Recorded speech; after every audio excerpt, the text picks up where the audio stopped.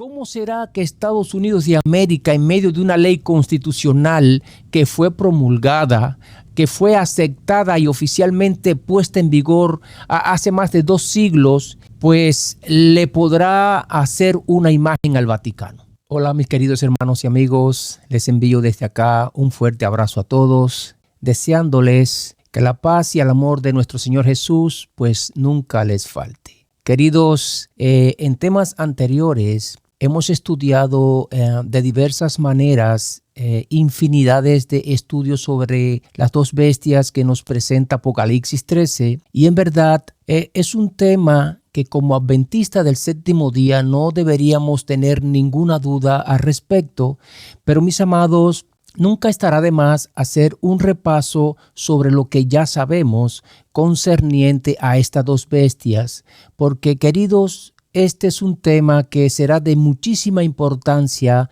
para estos tiempos de la historia que estamos viviendo. Así que quiero compartir con ustedes un poquito sobre la imagen de la bestia que se habla en Apocalipsis 13. Y este estudio, queridos, estará basado 100% entre los versículos del 14 al 17. Pero para entender mejor esta presentación, mis amados, tenemos que hablar primero un poquito sobre su contexto, ¿verdad? Ya que este capítulo se encuentra dividido en 2 partes. Por un lado, se habla de una bestia que surge del mar y la misma se encuentra plasmada entre los versos del 1 al 10, que según los estudios profundos que se han realizado a través de la Biblia y además a través de la historia, no existe ninguna duda de que esta bestia trata sobre la institución del Vaticano. Y por otro lado, mis amados, vemos a una segunda bestia que surge de la tierra y esta aparece plasmada entre los versos del 11 al 18. Pues de igual manera estamos conscientes y sin ningún tipo de duda que se trata de Estados Unidos de América. Ahora, en los versos del 14 al 17 se habla de una imagen. Y una imagen, queridos, es la apariencia visible o la representación de algo, ¿verdad? Ya sea sobre alguna persona o cosa.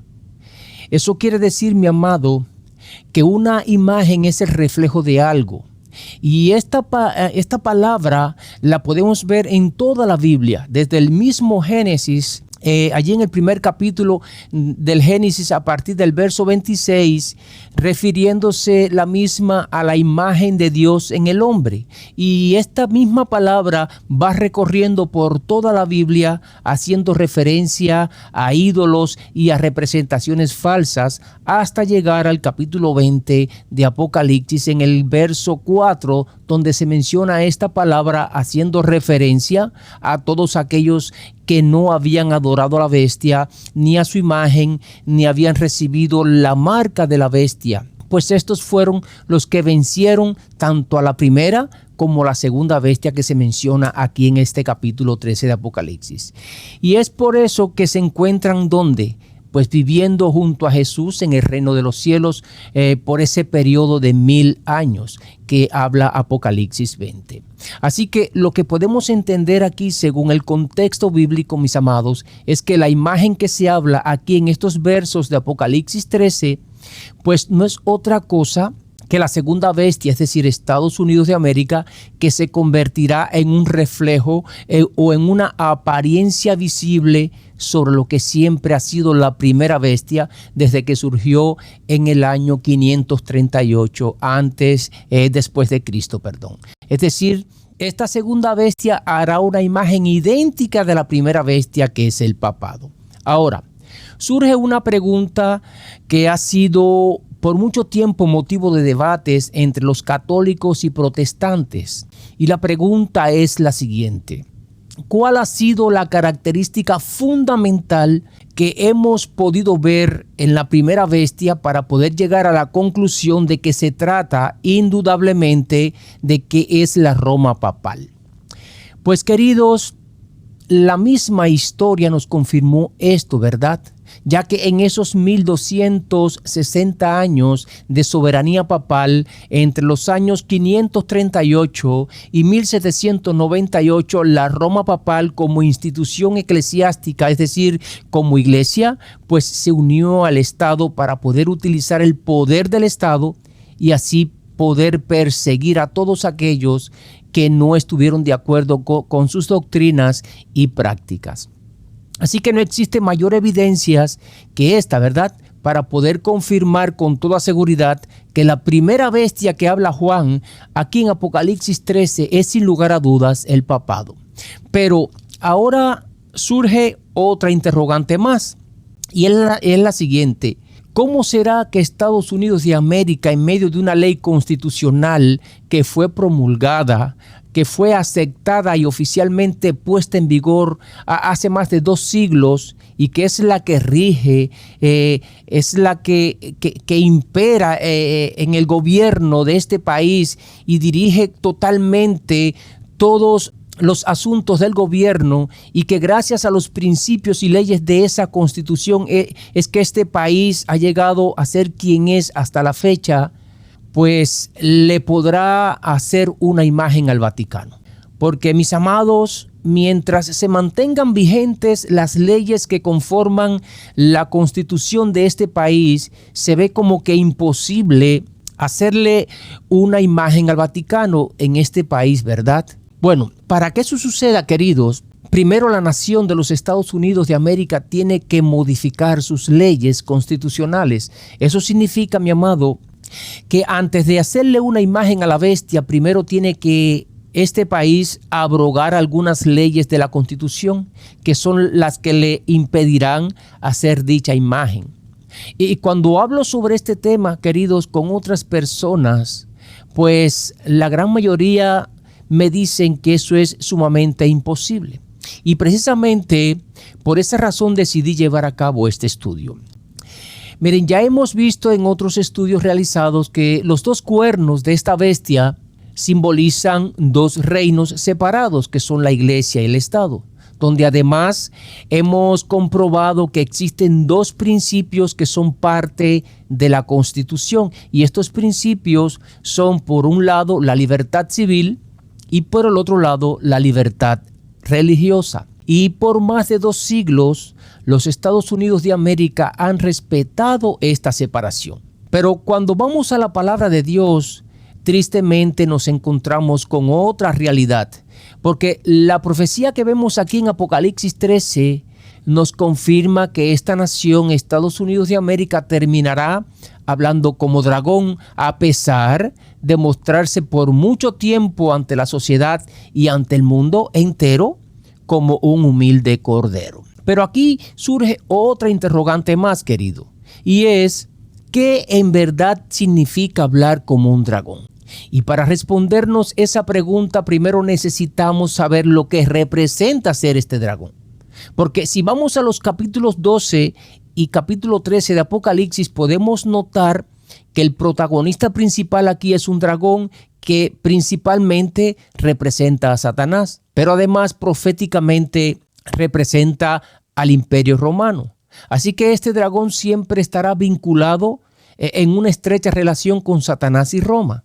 Apocalipsis capítulo 12, verso 3 nos confirma eso, porque nos dice que el dragón, es decir, Satanás, se paró delante de la mujer para devorar a su hijo en cuanto naciera. ¿Y cómo Satanás pudo hacer eso? Pues usando a un gobernante civil que representaba a Roma en ese tiempo.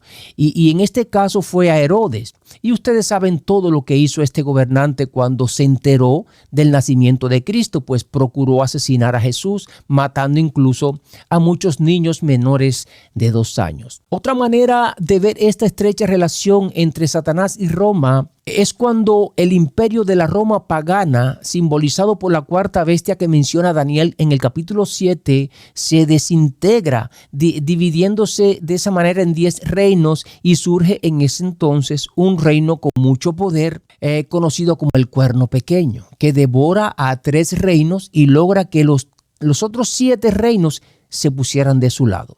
Así que la profecía nos confirma que el dragón Satanás le da a esta cuarta bestia ya convertida en la Roma papal, pues su trono, le da su poder y también le da su autoridad. Esto nos lo confirma Apocalipsis capítulo 13, verso 2.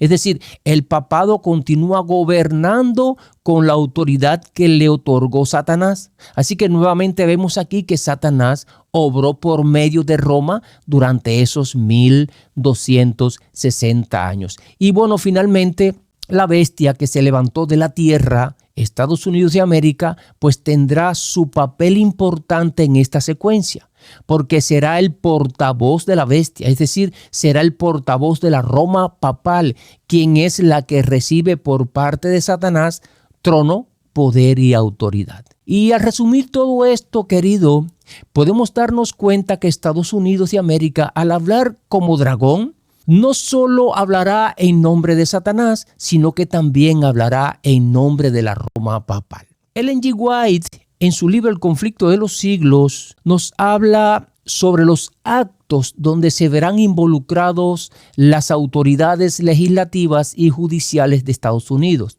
en relación con la libertad religiosa y la libertad de conciencia.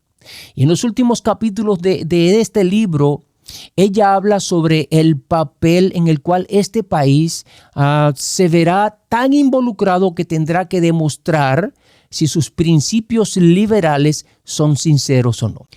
Las autoridades legislativas y judiciales en este tiempo se verán envueltas dentro de un panorama de desacuerdos y contradicciones sobre la libertad y la paz que hasta hoy se ha gozado en este país, porque querrán, queridos, imponer leyes que no son parte de la Constitución y son leyes que vienen directamente desde el mismo corazón de Roma, es decir, desde el mismo centro del Vaticano.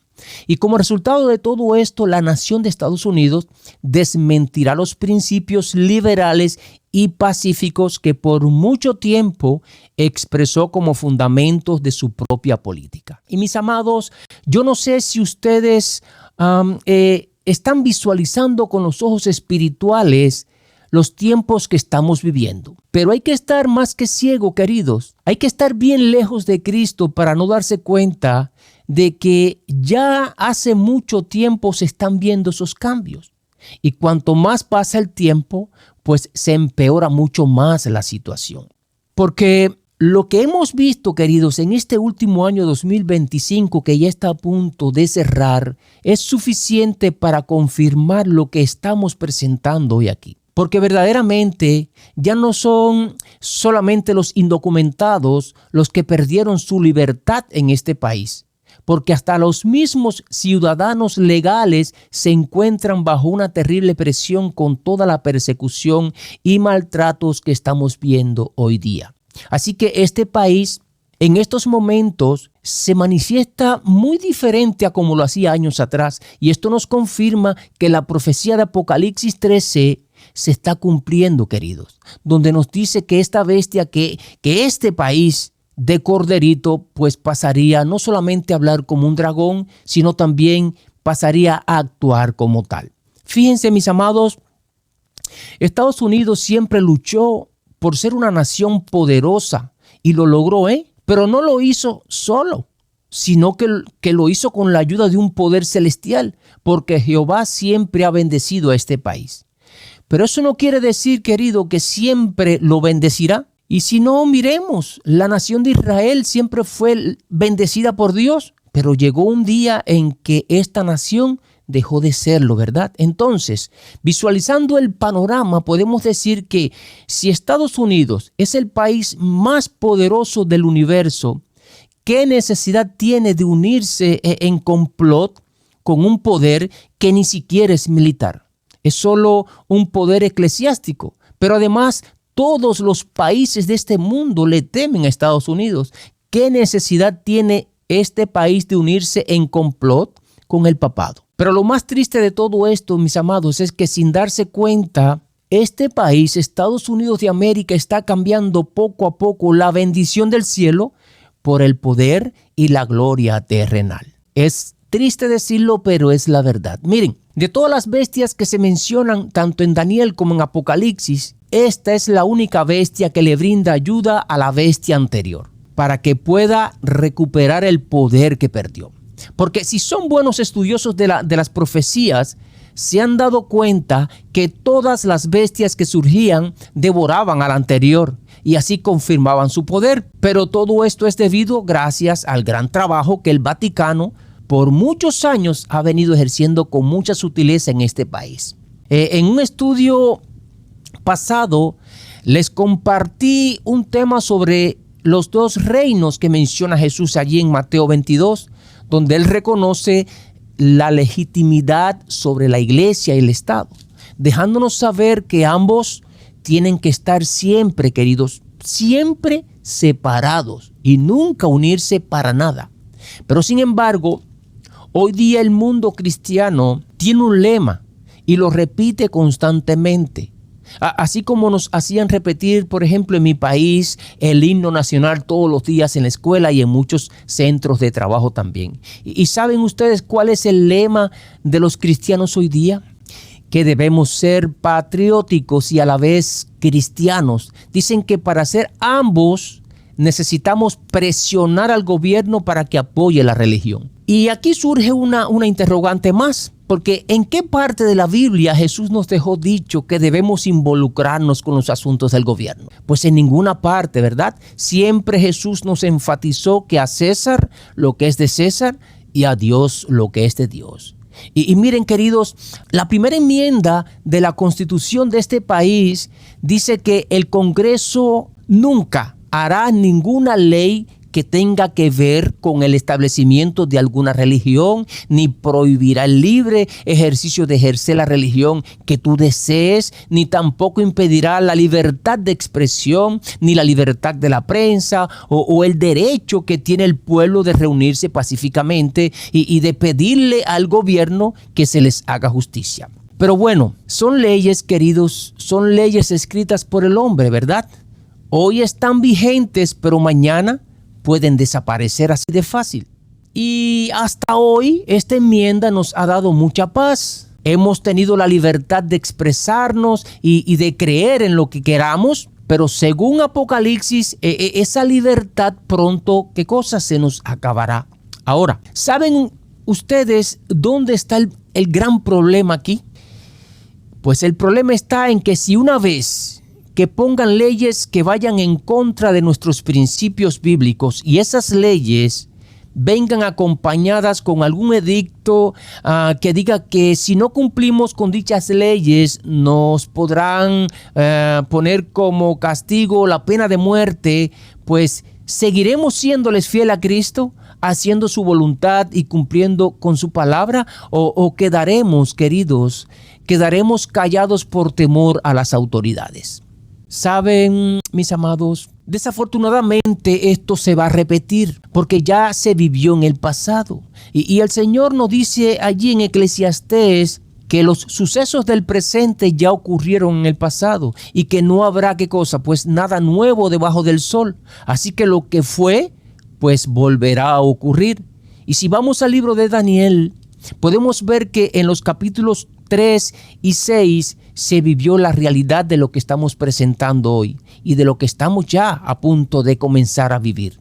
Porque en Daniel capítulo 3 vemos la historia de los 3 jóvenes hebreos cuando se mantuvieron firmes una vez que Nabucodonosor estableciera una observancia religiosa, levantando allí aquella imagen, dándole la orden a los representantes de todas las naciones, lenguas y pueblos que debían adorar esa imagen.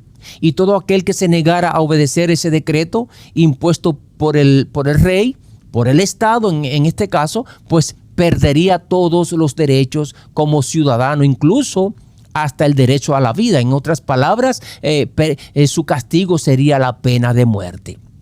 Así que este rey, al imponer esta observancia religiosa, pues la orden automáticamente era la persecución contra todos aquellos que no obedecieran. Fíjense, queridos, no es estar en contra de las leyes del gobierno donde vivamos, porque estos 3 jóvenes hebreos respetaban todas las leyes del poder civil de este rey.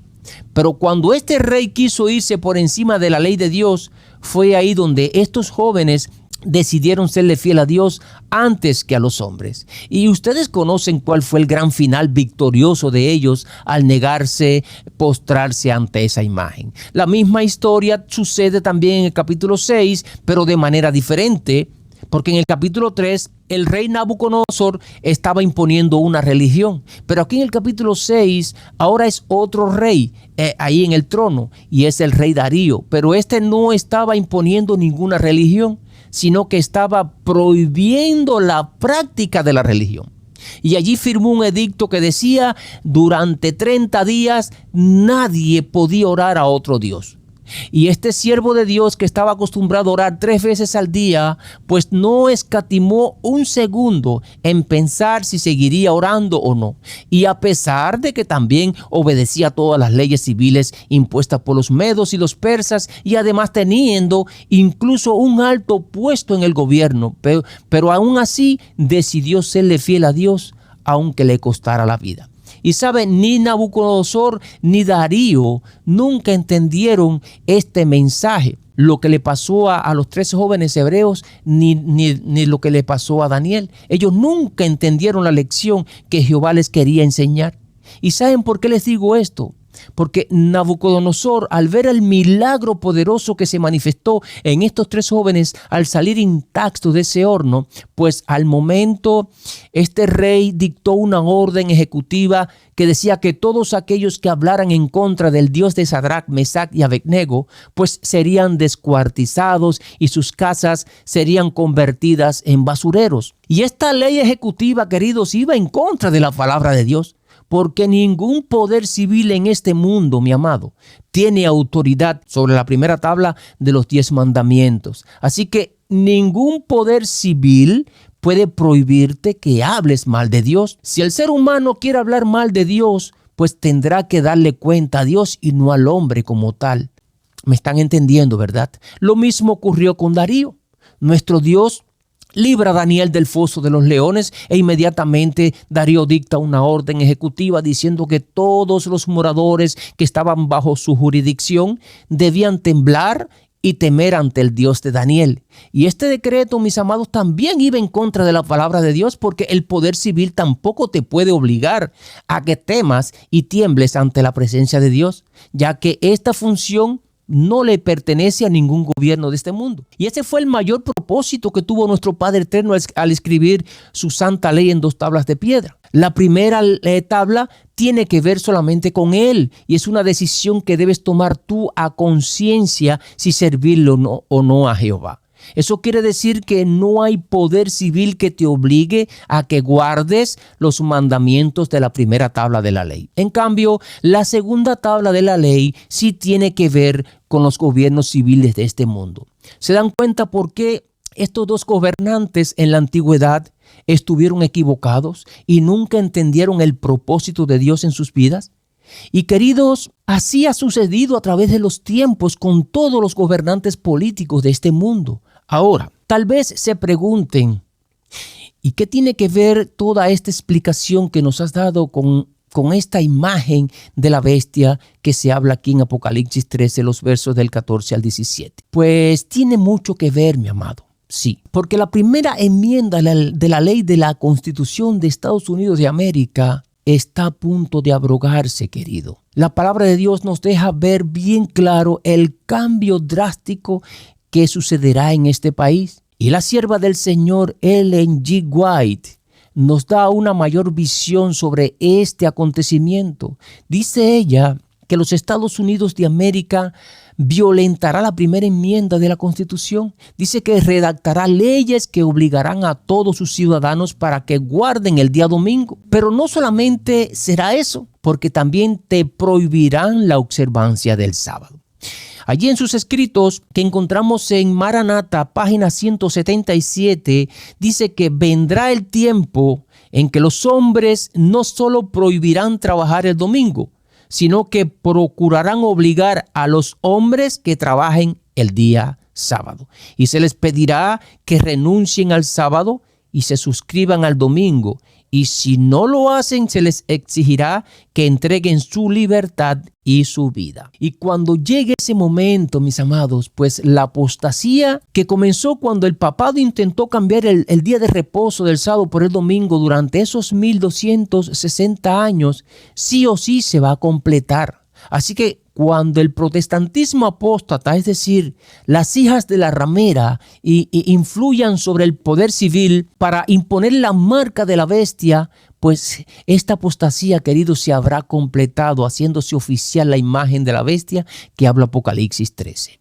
Eso quiere decir que de la misma manera que el papado destruyó en ese tiempo de supremacía el concepto de la separación entre iglesia y Estado, pues el protestantismo apóstata también destruirá ese concepto y esa libertad que hasta hoy hemos disfrutado de mantener la separación de la iglesia y el Estado, que fue instituida incluso y aprobada como ley por los padres constitucionales de este país. Miren, mis amados, la primera enmienda de la Constitución de los Estados Unidos de América protege 5 libertades claves que ustedes ya conocen, muchos de ustedes conocen. Y estas son la religión, la expresión, la prensa, la reunión y la petición. Pero hay 2 cláusulas principales dentro de la primera enmienda que se relacionan con la religión. Así que está la cláusula de establecimiento y también se encuentra la cláusula de libre ejercicio. Ahora, ¿qué significan estas cláusulas? Pues la cláusula de establecimiento significa que el gobierno de los Estados Unidos de América no puede establecer una religión oficial, ni mucho menos puede favorecer una religión por encima de otra. Y esta cláusula promueve en todo momento la separación entre iglesia y Estado. Por otro lado, nos encontramos con la segunda cláusula del libre ejercicio, que también pertenece a la primera enmienda. Y esta cláusula protege tus derechos para practicar tu religión como tú elijas hacerlo, ya sea a través de tus creencias o actos.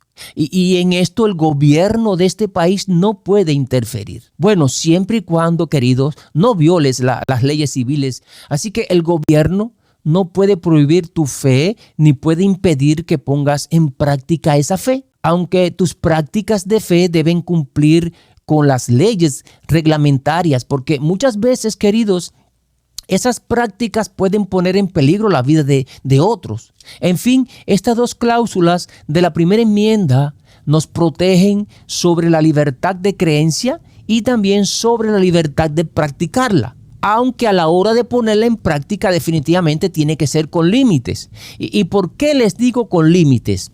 Porque esta enmienda, queridos, protege todas las religiones que se practican en este país. Y hay religiones que ponen en práctica ritos y sacrificios de animales que pueden ser prohibidos por las leyes de este país. Por ejemplo, nosotros como cristianos podemos orar en público, podemos reunirnos en algún lugar para poner en práctica nuestra creencia, incluso podemos negarnos a trabajar en un día en específico, como por ejemplo el sábado.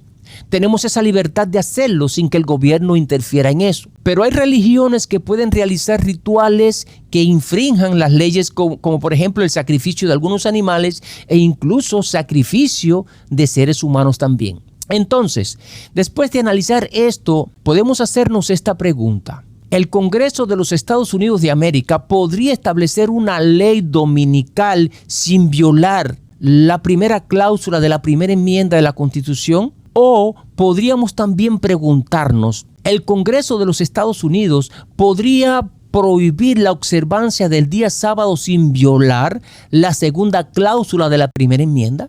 Y mis amados, la respuesta definitivamente es que sería imposible mientras la primera enmienda de la Constitución se mantenga vigente. Y queridos, de lo que sí estamos seguros es que cuando llegue el momento indicado, muchos cuestionarán estas 2 cláusulas de la primera enmienda y se harán ciegos y sordos a las profecías bíblicas.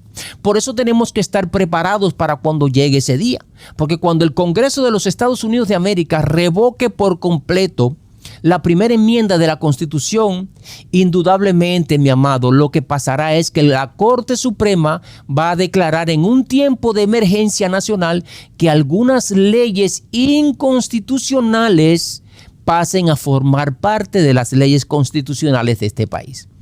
Eso significa que la ley dominical pasará a ser parte de la Constitución de este país. Y debemos recordar que el sistema de gobierno en los Estados Unidos rige sus leyes a través de 3 ramas, ¿verdad? Está la rama ejecutiva, está la rama legislativa y también está la rama judicial. Ahora, la rama legislativa es quien se encarga de redactar las leyes. La rama ejecutiva es la que hace cumplir dichas leyes y la rama judicial pues las interpreta para luego determinar si puede ser constitucional o no. Y de esa manera hacerla vigente como ley oficial. Ahora, surge otra pregunta más aquí. ¿Cuál de estas 3 ramas es la más poderosa? Y definitivamente muchos piensan que el poder ejecutivo es la rama más poderosa porque es el que hace cumplir las leyes. Pero en realidad, queridos, la rama más poderosa es la judicial, especialmente la Corte Suprema. ¿Y por qué entendemos que es así? Sencillamente porque el Congreso puede redactar una ley, pero si la Corte Suprema la declara inconstitucional, la ley no entrará nunca en vigor.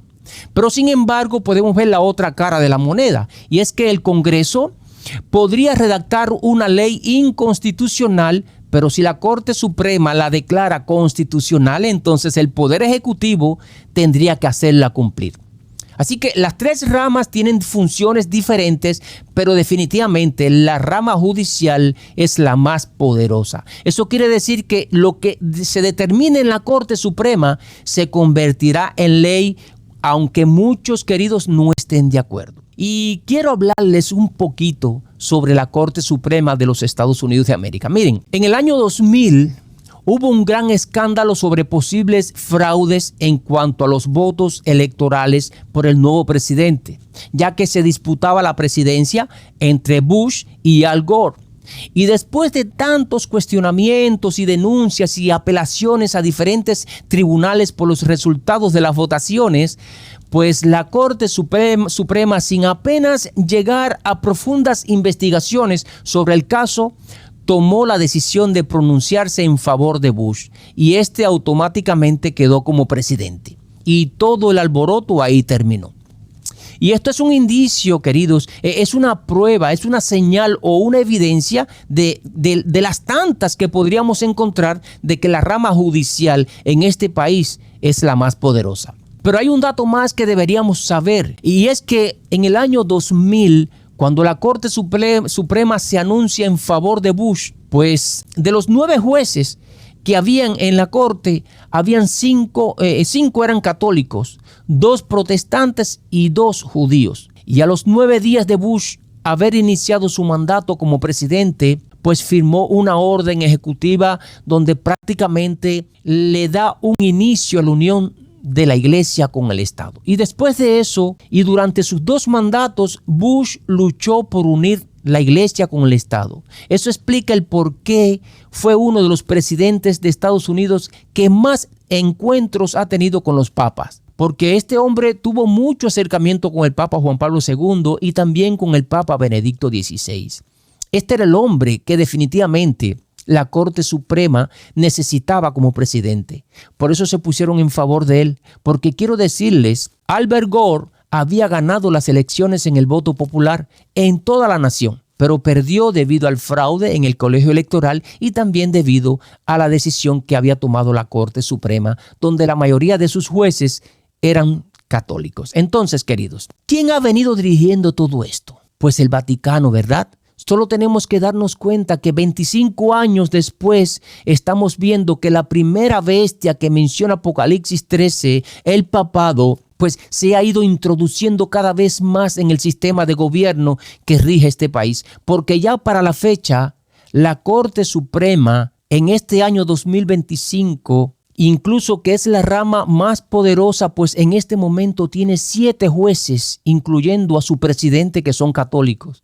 Y los otros dos jueces, pues una es judía y la otra no ha querido declarar oficialmente su verdadera religión. Pues pudiéramos pensar que también sea una católica infiltrada. Ahora, solo imagínense ustedes por un segundo qué podría pasar en lo adelante con una Corte Suprema abarrotada de jueces católicos. ¿Sabían ustedes, mis amados, que los medios de comunicación de este país, la mayoría son controlados por los católicos? Así que la mayoría de los comentaristas de estos medios son 100% católicos. Y miren, la sierva del Señor, Ellen G. White, predijo hace mucho tiempo atrás sobre qué pasaría si el gobierno protestante de este país se entrometía con el sistema papal. Dice ella en Review and Herald, con fecha diciembre 11 de 1888, lo siguiente: ellos, refiriéndose a los cristianos, a los protestantes, no se dan cuenta que cuando un gobierno protestante sacrifica los principios que han hecho de este país una nación libre e independiente y que por medio de medidas legislativas introducen a la Constitución principios que propagan las falsedades y los engaños papales, pues están hundiendo al país en los horrores romanos de las edades oscuras. Y saben, queridos, algunos adventistas, aún conociendo la verdad que se aproxima, suelen decir que todo este panorama que se está compartiendo hoy aquí es solo alarmista, porque los jueces de la Corte Suprema son patriotas. Los jueces defenderán a toda costa la ley de la Constitución y que nunca retornarían a los Estados Unidos a los horrores de las edades oscuras. Y qué tristeza, mis amados, causa escuchar a hermanos nuestros hablar así. Pero Elena G. de White, en El conflicto de los siglos, nos advierte de los males que el papado traerá sobre este mundo. Fíjense, no solamente sobre Estados Unidos de América, sino que traerá males sobre todo el planeta. Dice ella lo siguiente: la Iglesia Católica Romana, con todas sus ramificaciones en el mundo entero, forma una vasta organización bajo el control de la sede papal y destinada a servir los intereses de esta. Instruye a sus millones de adeptos en todos los países del globo para que se consideren obligados a obedecer al Papa. Sea cual fuere la nacionalidad o el gobierno de estos, deben considerar la autoridad de la Iglesia como por encima de todas las demás. Aunque juren fidelidad al Estado, siempre quedará en el fondo el voto de obediencia a Roma, que los absuelve de toda promesa contraria a los intereses de ellas. Esta cita la encontramos en su libro El conflicto de los siglos, en la página 637. Y mis amados, hoy día el mundo protestante está fascinado, o mejor dicho, el mundo protestante está seducido o engañado con las sutilezas que emplea el papado. Ellos dicen que el papado ha cambiado y por lo tanto no hay nada que temer. Por todas partes, mis amados, escuchamos a los protestantes decir que el papado ahora lucha por los derechos humanos, que el papado aboga por los pobres de la tierra, que el papado aboga por la vida y por la buena moral. Mas, sin embargo, queridos, no se dan cuenta que Roma nunca cambiará y que los que están cambiando son ellos, tomando la misma forma y características de la gran ramera. Porque el papado, queridos, nunca escucha esto, nunca jamás repudiará ninguno de sus dogmas, ni mucho menos dejará a un lado sus aspiraciones sobre el dominio tanto eclesiástico como político a nivel global. La gran ramera da la impresión, querido, es decir, la gran ramera se muestra ante el mundo de que es inofensiva, de que busca la paz y la unidad, pero es porque en estos momentos esta institución carece de poder. Ellos tienen un lema que, por cierto, lo sacaron de aquí de la Biblia, porque los tres animales que mencionan aparecen en la palabra de Dios. Y si no estoy equivocado, son los animales que más se mencionan en toda la Biblia. Dicen ellos que en la minoría son como un cordero. Y bueno, ¿cómo se muestra un cordero? Pues muy manso, ¿verdad? Dicen además que en la igualdad son como una serpiente, muy bien astutos Y terminan diciendo que en la mayoría son como un león, es decir, son poderosos. Así que saquen ustedes sus propias conclusiones con respecto a estas palabras, porque verdaderamente, queridos, es una estrategia que muy pocos pueden visualizar. En El conflicto de los siglos, página 628, Ellen G. White nos describe el modus operandi que usa el papado para engañar a las naciones. Dice ella que el papado tiene una forma en su política de asumir el carácter que le permita realizar mejor sus fines, pero bajo la apariencia variable del camaleón, pues oculta el veneno invariable de la serpiente. La sierva de Dios también nos dice en Signs of the Times, con fecha 12 de junio de 1893, es decir, que esto ella lo escribió hace más de 130 años atrás, y hoy estamos viendo, mis amados, la realidad, porque según vemos el panorama, pues esta profecía está a punto de cumplirse. Dice ella que cuando la tierra que el Señor levantó para darle refugio a su pueblo, a fin de que pudieran adorarle conforme a los dictados de sus propias conciencias, y donde Dios ha colocado por largos años el escudo de la omnipotencia, una tierra que Dios ha favorecido, haciéndola depositaria de la religión pura de Cristo, pues cuando dicha tierra, por medio de sus legisladores, repudie los principios del protestantismo y apoye la apostasía romana que procuró alterar la ley de Dios, pues se revelará la obra final del hombre de pecado. Los protestantes le brindarán toda su influencia y apoyo al papado, imponiendo así la observancia del falso día de reposo, y le darán vida y vigor a la fe corrupta de Roma. Y queridos, cuando eso suceda, mi amado, pues los Estados Unidos de América habrá formado definitivamente la imagen de la bestia que habla Apocalipsis capítulo 13, los versos 14 al 17. Así que reflejará lo que fue la Roma papal durante su soberanía en esos 1260 años. Dice la sierva del Señor que para que Estados Unidos de América forme la imagen de la bestia, primero debe suceder algo, y es que el poder religioso, en este caso el protestantismo apóstata, debe dominar al gobierno civil de esta nación, y de esa manera la autoridad del Estado será empleada por la iglesia para usar la espada del poder civil y así cumplir sus propios fines. Y queridos, así sucederá muy pronto, porque todas las iglesias principales de este país se van a unir, o mejor dicho, ya se están uniendo en puntos comunes sobre sus doctrinas, y van a influir sobre el Estado para que impongan las leyes que vienen directamente desde Roma. Y es ahí, como dice la sierva del Señor, que la América protestante se unirá a la bestia. Y vendrá la aflicción de penas civiles contra todos aquellos que no estén de acuerdo con ellos. Solo esperen un tiempito más y verán, queridos, esta profecía cumplirse. La primera bestia que habla Apocalipsis 3, el papado, pues pensó en un tiempo que podía cambiar la ley de Dios al transferir el verdadero día de reposo, sábado, por el domingo. Pero aunque ha engañado a la mayoría de los cristianos a nivel mundial, con este cambio todavía existe y existirá un remanente que se ha mantenido fiel al verdadero día de reposo instituido por Dios. Ahora, ¿qué hará la segunda bestia de Apocalipsis 13, Estados Unidos de América? Pues para apoyar al papado y hacer una imagen de este sistema, va a imponer por las fuerzas este cambio de la ley de Dios a través de leyes humanas. Y cuando eso suceda, mi amado, pues el mundo entero será inducido a seguir el ejemplo de Estados Unidos. ¿Y cómo será que el mundo entero siga el ejemplo de Estados Unidos? Y bueno, la respuesta no es difícil de encontrar, porque la sierva de Dios nos da esa respuesta ahí en su libro El conflicto de los siglos, páginas 648 a la 650. Por eso, queridos, es de gran importancia, mi amado, que se estudien este libro, porque aquí, queridos, encontrarán verdades que nunca imaginaron ustedes saber.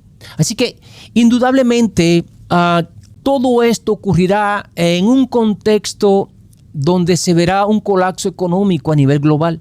Habrá una serie de desastres naturales sin precedentes. Habrá un aumento exorbitante de criminalidad y sobre todo habrá una terrible manifestación de comunicaciones con el mundo de los espíritus. Así que el espiritismo estará en su auge más alto. Todo el mundo estará sumergido en el espiritismo para buscar soluciones al respecto sobre lo que está pasando.